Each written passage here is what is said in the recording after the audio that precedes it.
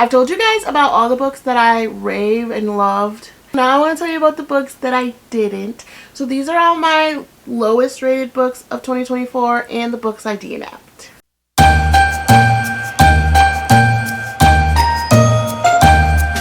Let's start with the books I DNF'd. I DNF'd 9 books this year, and that is a lot for me. I usually stick it out, read it, but these books either could not catch my attention, I gave so much of my time to it and I was tired of it, or I just soft DNF'd, which I might try to pick it up later, but a lot of the time I don't pick those up. You sure about that? So the first one I soft DNF'd in no particular order was A Very Merry Bromance by Alyssa K. Adams. I started to read this for the 24-hour reading challenge that I did, and I could not for the life of me care less about the girl in this book. I could tell already by the way it was going that she was going to be kind of a weak individual, and then it was going to spend the whole plot of her trying to find her strength, and the guy was going to help her believe in herself, and then she'd stand up to her family finally, and I just wasn't in the mood for it. And I just read a book very similar, and I think that's what put me off of it, so I DNF'd it for now. I might try to pick this one back up next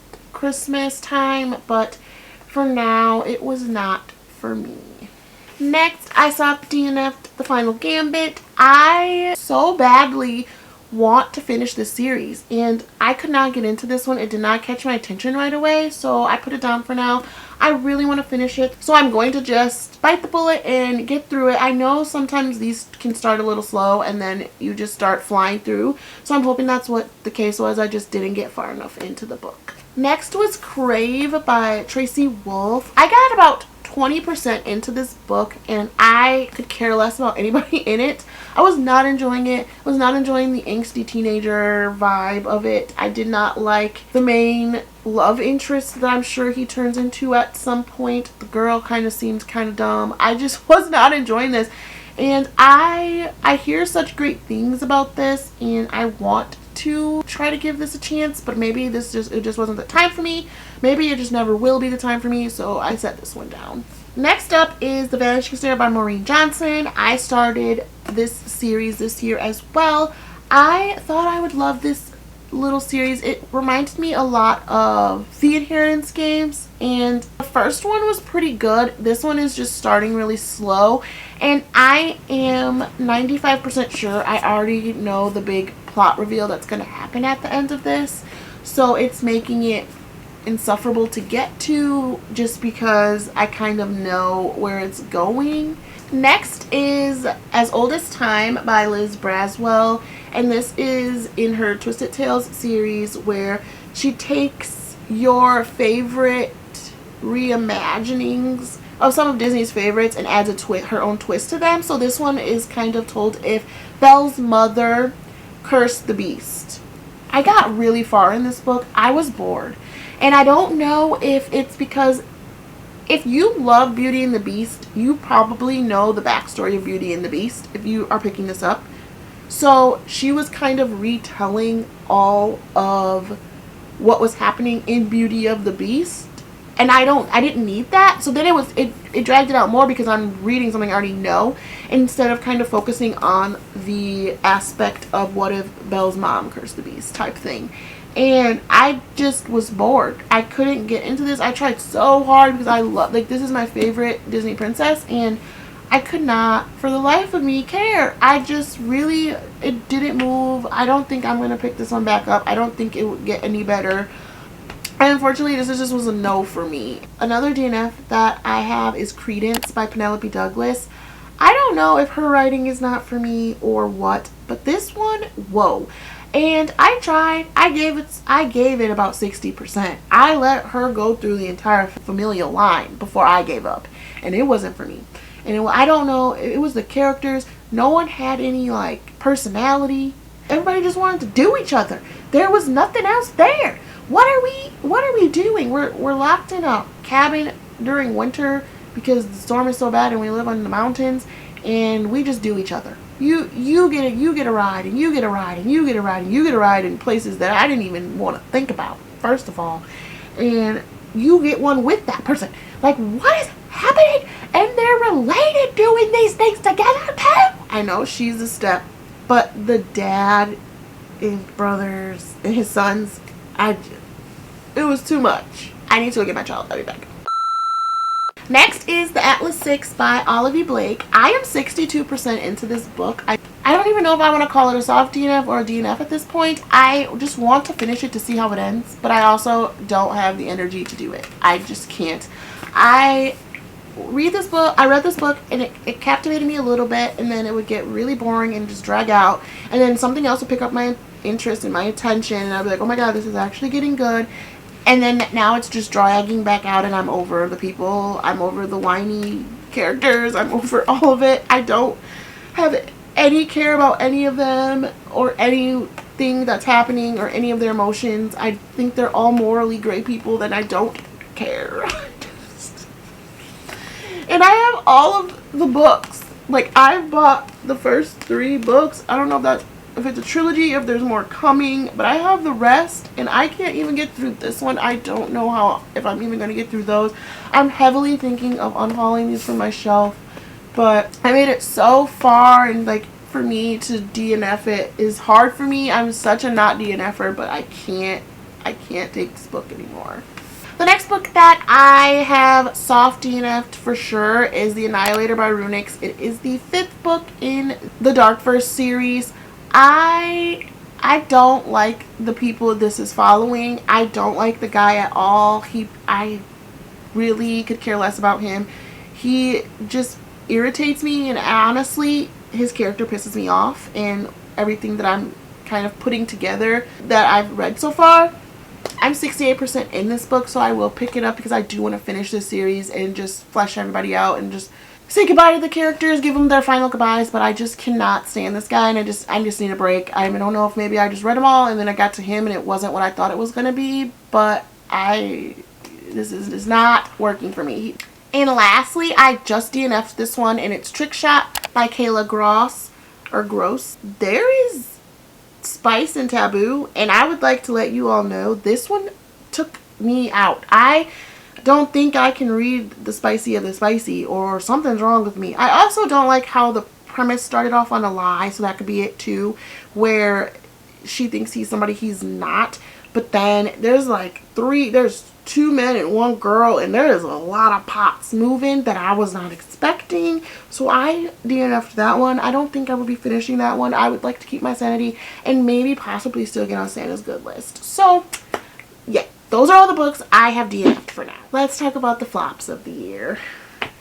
There were a few. Okay. The first one was Better Hate Than Never by Chloe Lizzie or Lizzie. You guys, this book. So it follows childhood enemies, and the main girl has ADHD, and it follows how she always thought he hated her, and then it finds out that they don't. They go to a Christmas party and finds out that he doesn't hate her, and then like a romance builds from there. I have ADHD, and I felt like they were making it it is difficult to live with ADHD, and I'm not saying that it's not. I'm not taking away anyone's yuck yum or whatever. They were making her very almost debilitated by it, and I felt like everyone was enabling her to just be that way. I also didn't like the romance in the book. I felt like her and the guy were just bland and boring. I found myself trying to tell myself not to skim because I didn't care what was happening. I just wanted to get on with it. I did not like this book. I wanted to because I loved the representation it represented, and I loved the idea of her finding love and someone coming into her world and helping her, but I could not, you guys. I couldn't. It was insufferable for me to try to get through this book, and got through it, but I rated it really low. Next, I've talked about these next 2 before, but it was Holiday Hire by Maggie Cole. I did not enjoy this book either. It is about a single dad whose family hires a nanny for him, and he doesn't think he needs it, and then they fall in love from there. I thought I was going to love it. I loved how it started. The banter was so fun and so exciting, and then the book kept going, and I didn't enjoy it. I didn't like that the girl had a situationship at home where she was taking a break, but then would give mixed signals to the main male character about how much she wanted him, but then flip and turn around and say like, but she doesn't know what to do because she's with someone she's like on a break with someone at home, and she was running away from her problems, and I felt like she just didn't want to deal with them, and it was just really annoying. And the way the guy, oh my god, the way the guy talked, he called his manhood the stallion multiple times.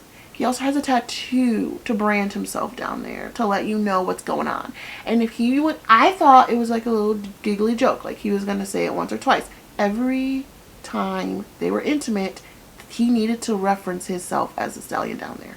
If that doesn't drop your rating halfway by itself, I don't know what to tell you. Because I didn't want to know anything about a stallion, and I got all kinds of descriptors. So there you go. That book was shit. But it might be somebody else's cup of tea, so let me not yuck somebody's yum. You know what? You may be the most stallioniest stallion girl out there, or boy, or whatever you identify as. I don't care. If you want to hear about stallion, giddy up. This is the book for you, but it just wasn't for me. And next was Second Semester by QB Tyler. I just should have stopped at the first semester because it was horrible and I did not enjoy it, and the third act conflict was awful. This follows a dad's best friend and his daughter, and they start a work relationship that turns into a steamy relationship. I am not a big virgin trope person, so, and it has that in it, so I wasn't too excited, but it was handled decently. It was just the age gap was insane, and I understand that I can't be too picky with age gaps, but I feel like sometimes it's almost predatory. The gap is so large, and I'm just like, that would never happen. And then I also didn't like the third act conflict was just out of nowhere, and it was just thrown in there to just make you go, what the frog legs is going on? And I didn't know why it was so chaotic for such a simple-minded book, but it was. And I didn't like it. And that's it. I gave it a try. The first one was a little better, but I didn't rate it that much higher than this one. And I don't think I will be trying any more in this series if there is more. Next up is One of Us Is Next by Karen M. McManus. I read One of Us Is Lying. I thought that book was decent enough. I didn't enjoy much of it. I just don't think she's for me. I don't think her mysteries are for me, or her things. I guess the plots of all of them all the time, and for both of them that I read, I kind of guessed it all out. I also thought this one was kind of boring. I didn't care about any of these characters or what was going on, and it just didn't really make sense.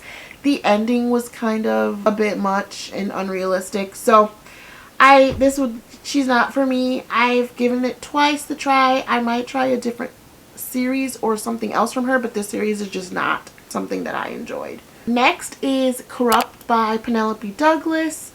This is in the Devil's Night series. I wanted to love this, and it had nothing to do with the dark depravity of the series or anything like that. I just did not enjoy the people. I was bored.